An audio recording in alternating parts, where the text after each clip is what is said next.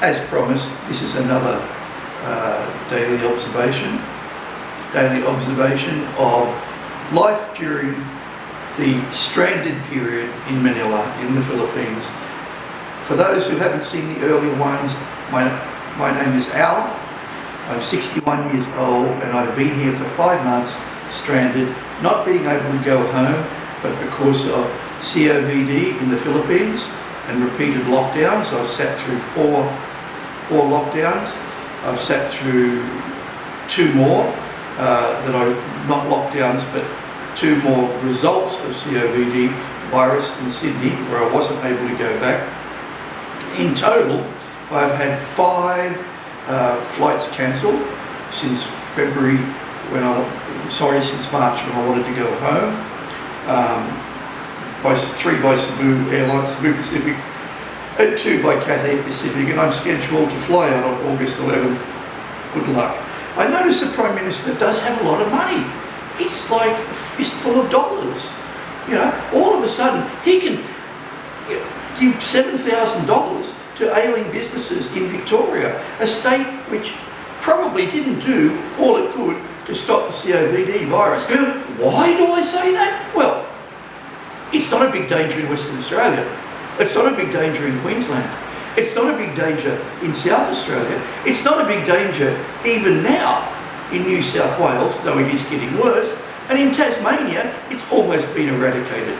Try to tell me, Prime Minister, here are people who maybe were innocent, but who are being given $7,000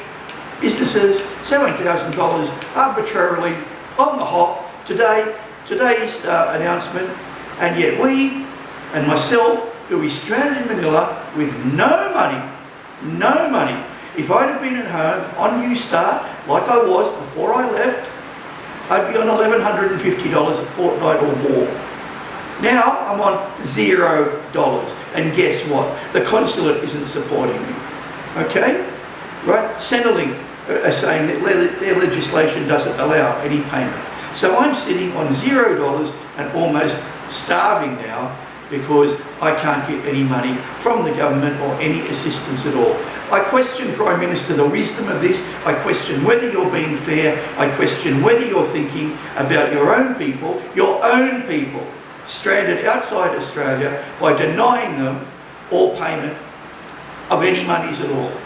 61 years old means I can't retire. I'm not eligible for a pension. And the advice that I'm getting from Smart Traveller and every government department is, oh, call home. Like all of my relatives have got millions of dollars. Like all of my friends have got money to keep sending.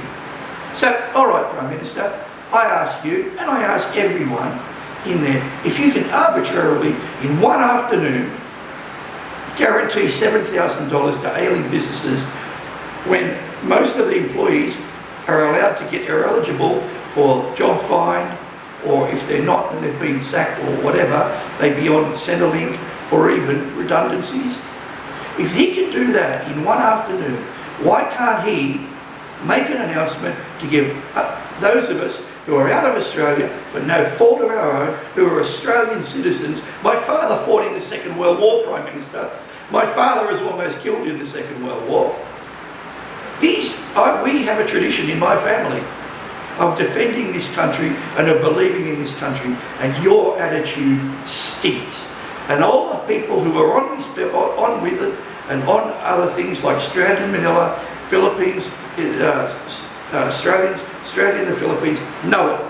They know this is poor policy. They know your government is poor policy. And while all of this is going on, you do exactly what you did during the bushfires. You go overseas. You go to Hawaii with the bushfires to get away from the public eye, and now you're going to the G8 summit. Don't tell me the G8 summit's going to cure COVID.